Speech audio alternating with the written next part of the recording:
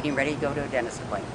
That I had turned the TV on because we were leaving for Scotland 2 days after, on the 13th, to see what the weather was going to be, and saw the one tower, and I thought it was a movie that somebody was making. I couldn't believe what I was seeing.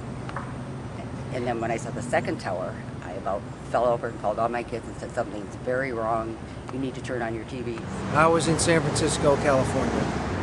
I remember an awful lot because with the business that I was in, I was tuned in to the television. At that time, San Francisco time, the first tower was struck at 5:45. So I was up and awake, and I was just, it was a moment of shock and disbelief. Seeing the smoke coming out of that tower was unconscionable. And then I quickly got on the phone to my brother, who was working in the adjacent building in the Oppenheimer Tower in the World Financial Center, and I asked him what was going on, and it was early enough so that people hadn't yet determined that it was a terrorist strike.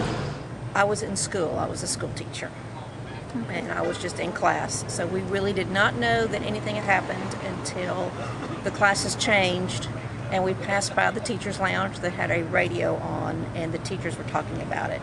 But the children did not find out for a good 30, 45 minutes that anything had ever happened. Well, we didn't hear much about it. We didn't have any televisions in our classrooms, so there was nothing to watch.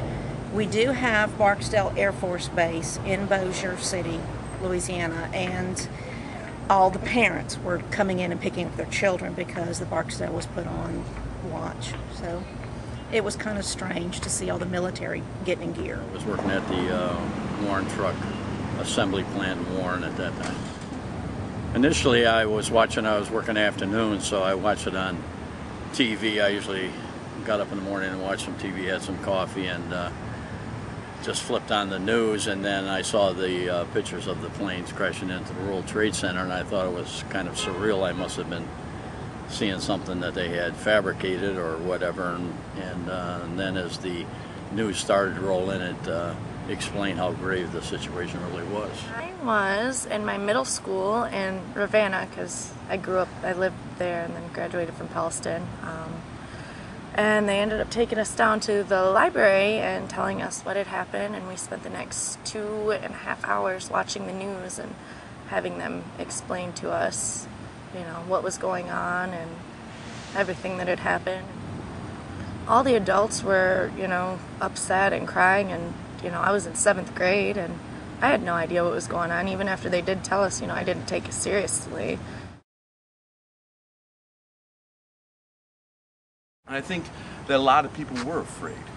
You don't know what's happening, how extensive things are.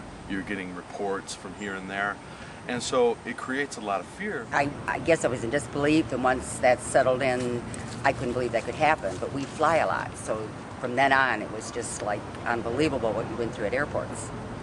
And 2 days later, when we flew out of the country, we were the first plane out of North America, and to have American soldiers with guns in my airport blew me away. I couldn't believe it. I wasn't really fearful. When something happens like that, Barksdale Air Force is, of course, the first people to go on watch, and they all gather up their families, and whoever's on base has to stay on base. They shut the base down, and the airplane, anybody that's a pilot. So it's strange. It's a security breach feeling when Barksdale hits their caution mode. That's what gets scary. But otherwise, we didn't think anything else would happen.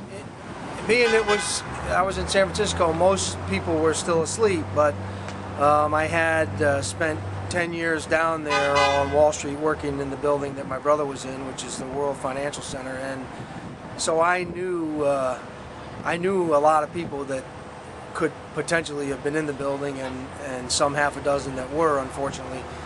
But it was, until news started to unravel and we started to get more documentation of what happened, it was a bad situation that got worse.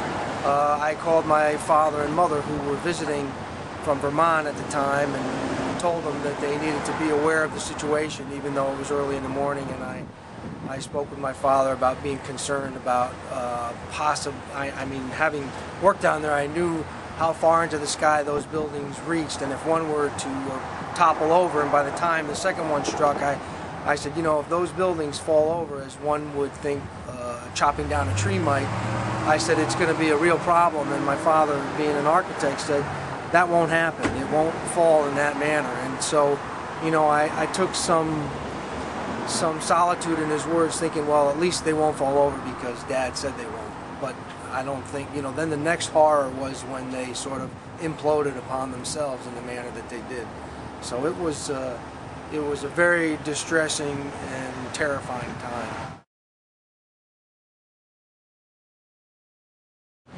Yes, I would say so. I mean, in the fact that you appreciated more the people around you rather than things. I did not know anybody involved. I had friends that knew people that were involved, but it did not, other than the fact it affected me as an American, but not personally. It was just a shame that something like that had happened, being an American. It changed my life in a big way. It resulted in my moving my family from San Francisco to Traverse City just because of the fact that, you know, like I said, I lost a half a dozen friends and people that I worked with in the past during that crisis, and it really made me realize that you cannot take anything for granted. You got to live and appreciate every day, and the family and relationships that you have, you got to, you know, remain committed and devoted to those and do whatever it takes. So for us, it meant pretty much a lifestyle change that brought us to, you know, northern Michigan. Well, I think it's, at this point in time, I think it's definitely for the worse, but it was quite a transition when 9/11, everybody kind of galvanized and got together behind the cause and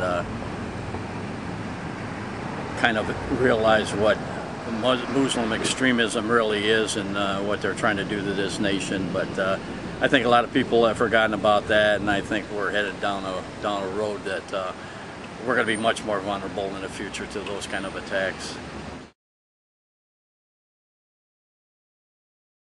I do, because I think we were a lot closer as a nation, as people, period. And now we've gone back into our old ways. I hope it doesn't take a tragedy for us to come together. I don't think it's going to be forgotten, but they've worked very hard to refrain from showing the pictures of people holding hands, jumping out of windows in the last minutes of their life when they went to work that morning, not expecting anything. And I think they'll remember it figuratively, but now there's movement afoot to make it into a national service day or this day or that day, when it should be 9/11 should be remembered for what it is, that 2,000 plus victims died. I think it slowly has faded away because, you know, you could walk out your door, you know, the first 3 years that it happened and everybody's got a flag and everybody's a patriot, but, you know, now nobody, you know, there's a few people who still, you know, feel the strong bonding of, you know, being an American, but most people, it's just faded away and it's just become a memory. I don't think that day's forgotten, but we already have, you know, new generations like my daughter who did not experience that. You know, they'll hear about it, they'll see pictures about it over time, but you know, just like the World War I, the war to end all wars, and 10 years later we have another, you know, World War II. You know, people forget pretty quickly, and that's how, you know, we're basically able to move on and continue living, is by, you know, basically forgetting. I don't know about other people, but it hasn't been forgotten by me or my family, and it never will be. I hope that other people can remain aware of it. I know that, you know, it had special meaning for me having worked down there for 10 years and having been down there during the first terrorist strike at one of the towers. I think it was in 1993.